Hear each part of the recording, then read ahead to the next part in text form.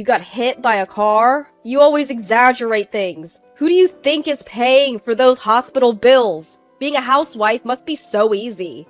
Get back home and take care of the house. That's about all you're good for, isn't it? Ugh. The man laughing at me over the phone is sadly my husband, the man I once vowed to spend my life with. Just a few hours ago, a car hit me while I was walking, and I was rushed to the hospital. My husband's first words to me after hearing from the hospital were just that. No husband should ever say things to his wife who just had an accident. But in a few minutes, he would go from laughing to looking pale. My name is Olivia. I'm 40 years old. I've been married to Benjamin for 12 years. As for our relationship... Hey, you're the housewife, right? What's up with this breakfast? Can't you do better? He takes his bad moods out on me, especially in the mornings. On the table are pancakes, coffee, and bacon and eggs. I didn't skimp on anything. Alright, I'll be more careful. Weren't you supposed to leave early today? After years of living together, you learn how to brush off your spouse's moods. He grumbles, but finishes his breakfast and rushes out the door. Finally, I can start my own meal. Lately, he's been increasingly arrogant. I could divorce him, but there's one reason I don't. Don't you get annoyed, Mom? I don't want to marry someone like Dad. The reason is our daughter Emily, who's sitting across from me. She's only 10, but acts much older. Sometimes we talk like friends. He has his good points. He works hard every day, and I'm grateful. But his attitude sucks. He's making fun of you. I calm my angry daughter and send her off to school. I won't lie, I've thought about divorce. This goes back to when Emily was in kindergarten and got the flu for the first time. She had a high fever and was coughing badly. My husband said, "Emily, I have an important meeting tomorrow. Don't get me sick." What? Our daughter is suffering and that's all you have to say? He retorted. Why did she get sick if she got vaccinated? Did you take her to a quack? I gave up expecting anything from him that day. There's more to this story. It's hard to prevent spreading illness at home. A few days later, I was the one with a high fever. Hey, can you take me to the hospital? I think I caught Emily's flu. I texted him because it hurt to talk. Surprisingly, he replied right away. Wow, you're really useful. Get ready for the hospital. I checked my phone to see. Can't. Call a cab. I might go to my parents' house. I clenched my phone so hard it could break. I get that he can't just leave work. If you suddenly take time off from work, other people will also be inconvenienced. Still, isn't there a kinder way to say it? I glanced sideways and saw Emily, her fever down, sleeping peacefully. I passed out, relieved that at least she was okay. How long did you sleep? When I woke up, I was in a hospital bed. Olivia, are you okay?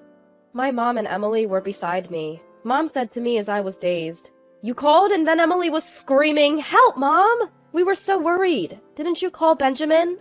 That's right. Mom came and helped me get to the hospital. Turns out I had the flu and was slightly dehydrated. I had an IV in my arm. I thanked my daughter Emily, who was back to her usual self. Emily, did you call Grandma? Thank you for helping Mom.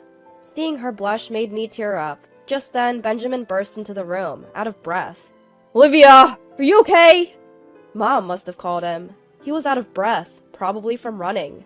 Benjamin, didn't you notice Olivia was feeling off this morning? What would have happened if Emily hadn't called? You need to pay more attention to your family. Mom was choosing her words carefully, but she was angry. I'm sorry, I didn't realize it was this bad. Don't apologize to me. Apologize to Olivia and Emily. Mom spoke gently, perhaps reassured by my husband's remorseful look. I was angry, but seeing him genuinely sorry made me forgive him. His attitude improved a bit after that, but he still belittled me sometimes. And for the past year, I've had another concern. I've started a fixed deposit account through a friend who works at a bank. The interest rate is good, so cut back on spending, okay? Like Emily's dance classes. Do we really need that? Hold on, why are you making such important decisions without me? And Emily is not quitting dance. She was shy, and it's the first thing she wanted to do on her own. I couldn't help but get emotional. Emily had said she wanted to dance like the performers we saw at an event when she was in 2nd grade. That's how we started. She's made lots of friends and become more outgoing since she started dancing, especially with Mia, who's the same age. I'm also friends with Mia's mom. Despite this, Benjamin said, You wouldn't understand complicated financial stuff. But fine, Emily can continue her lessons. Just manage the budget. I quit my job after Emily was born, but it wasn't my choice. I used to work as an office clerk. After maternity leave, I returned to work only to get frequent calls from the childcare center because Emily was sick.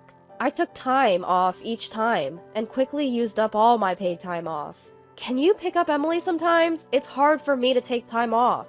I asked Benjamin for help. I thought it was strange to ask such a thing, but he joked. Me? No, guys at my work leave early for childcare. Isn't that the wife's job? I was stunned. There's no such thing as roles, okay? In my family, you're the only wife who works. Your mom stayed home, right? I want you to stay home. That's what I was told, so I quit my job. I was worried about my income, but that didn't mean I couldn't make a living. There are also good points about it. We managed financially, and I was relieved to have more time for Emily and myself. I was also happy to be able to spend more time with Emily. Of course, she also has some bad points. But Benjamin stopped helping at home and acted like he was the sole provider. I suggested going back to work now that Emily is older, but he wasn't interested. Being a housewife is a lot of work. If it were a paid job, it would be worth a lot. He doesn't appreciate me enough. Then, a life-changing event happened. Usual time, usual path. I was walking home from shopping, carrying heavy bags. I heard a car horn from behind. I turned around too late. A car was speeding toward me. My bags scattered around me, I fell on my butt in shock, and then lost consciousness. When I woke up, I was in a hospital bed. My teary-eyed daughter Emily and Mom were by my side. I feel like this has happened before. Did I get the flu again? Grandma, is Mom losing her mind? Both looked worried as I mumbled in my daze. The attending physician, a woman, spoke gently. Emily, calm down. Your mom will be fine. Olivia, do you understand? You were in a car accident. Apparently, the driver had dozed off. The car grazed my shoulder before crashing into a pole. Had I been a few steps ahead, I probably wouldn't be alive. I was horrified when I heard that story. The room fell silent when the phone rang. Mom took my phone from my bag and put it on speaker. Hey, Olivia, got a call from the hospital. You're fine, right? You're always so sturdy. The room went quiet. He kept talking, oblivious to the silence. Stop exaggerating! Who do you think is paying for this hospital stay? Hurry back and take care of the house. That's all you're good for. Is this how you talk to your wife, who just had an accident? Something snapped inside me. I heard the sound of something snapping inside me. I glanced at Mom, her fists trembling. Are you there? Olivia, answer me! My body tenses up to say something back. I was about to respond when someone else beat me to it. Are you the husband? I'm Melissa, the attending physician. Yes. How's my wife? He seemed surprised, probably thinking he was alone with me. Apparently, the same was true of the doctors. Too late for apologies. I heard how you spoke to Mrs. Olivia. She'd be better off without you. He exploded. Who do you think you are? Just a female doctor acting high and mighty. I'm Olivia's attending physician, Melissa. As I mentioned, my daughter Mia attends the same dance class as Emily. Oh, I see. My husband, always wanting to look good, was at a loss for words. Mia's mom is a doctor at this hospital. I'm sure she told her husband, but he probably wasn't listening with her right ear and her left ear anyway. I was planning to divorce you later, but I don't need you anymore. Benjamin, I'm going back to my parents' house after I'm discharged. Don't worry about Emily. Mom will take care of her. Wait, who's going to take care of the house? I felt nothing but disgust for him. Emily chimed in. Who'll take care of the house? What about you? Is there a rule that says you can't do housework? And what you said earlier was disappointing. You're an embarrassment. A pathetic husband who is told this much by his own daughter. But I think your mother-in-law and father-in-law will be inconvenienced by you barging in, right? If you find out, then think again. Mom, who had been silent, finally spoke. Hello, Benjamin. This is Olivia's mom. We don't mind at all. Don't worry about it. She spoke softly, but her eyes were anything but soft. Ah, so you're there too, mother-in-law. But you see, didn't you hear me? I said we don't mind. Remember when Olivia had the flu? I asked you to be more considerate of your family. Is my daughter your personal maid? I thought I sent her off as your wife. Mom's words left my husband speechless. If you have any objections, feel free to visit us anytime. Dad and I will be waiting. He loves his daughter and granddaughter. With that, Mom hung up the phone. I was discharged a few days later with a minor shoulder injury and no head trauma. I moved back to my parents' house and we secretly moved our belongings while my husband was at work. Our home was a mess.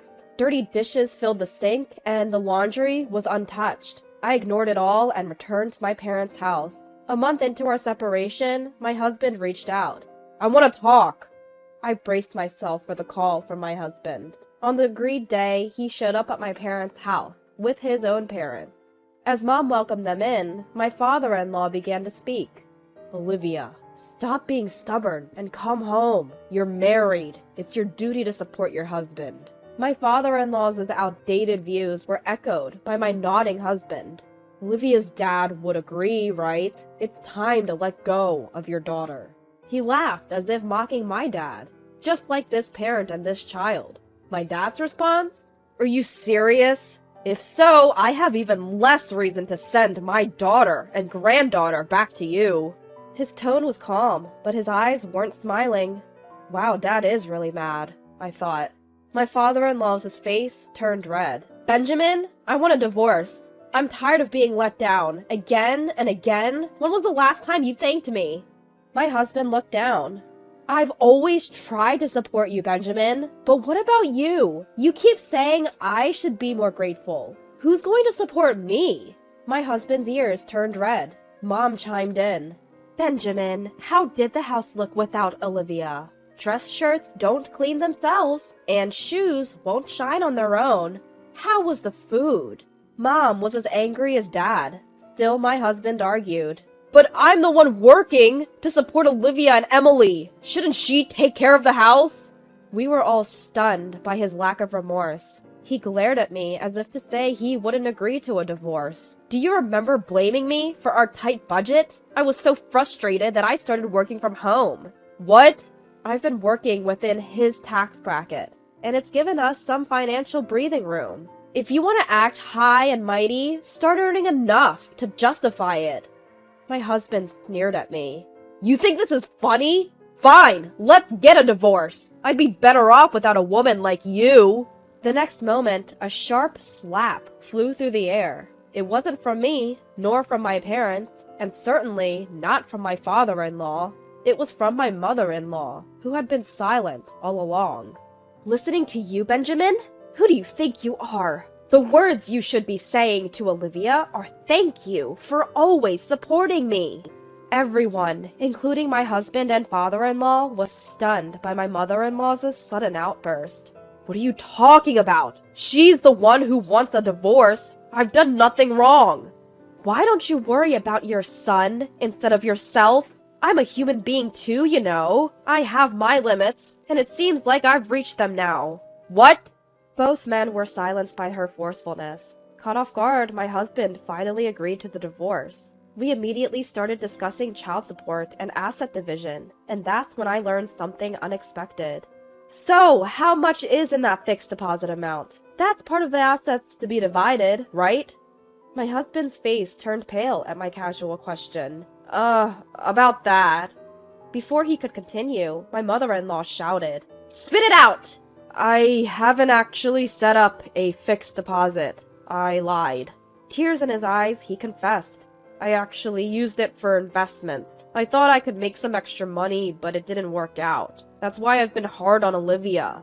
Really? You should have talked to me. I was pretty into investing before we got married. I probably know more than you. Now I have enough to cover a down payment on a house. But don't worry, it won't be part of the asset division. My husband, who seemed to think of me as a clueless housewife, was flabbergasted. Since then, he's been consistently sending child support payments.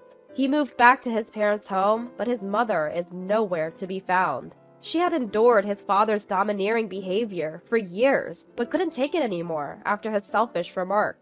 I can't help but chuckle, thinking about the two men struggling in their messy home. That's what you get for underestimating women. Serves you right. Afterwards, I got a job as a medical receptionist through a friend, Mia's mom. I had also earned a medical administration certificate through a job training program, so I'm managing just fine. I love working in this cozy environment. When the divorce was finalized, my daughter Emily said, "Finally! Took you long enough! I'm fine as long as you're here, Mom." I was taken aback, but vowed to live strongly as a single mom.